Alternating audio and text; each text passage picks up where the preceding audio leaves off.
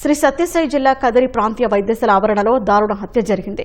ముదిగుబ్బ మండలం ఈదులపల్లికి చెందిన గంగరాజు తన భార్య సునీతను ఆసుపత్రి ఆవరణలో గొంతు కోసి హత్య చేశాడు.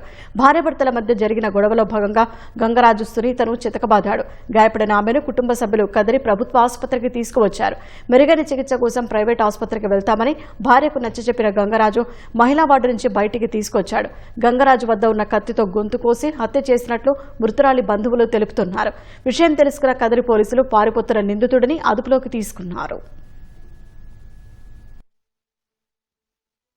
వాడు ఒక ఆయమను పెట్టుకొని ఈ పాపం మీద అనుమానంతో రోజు కొడతా ఉంటే గొంతు పిసికినాడు.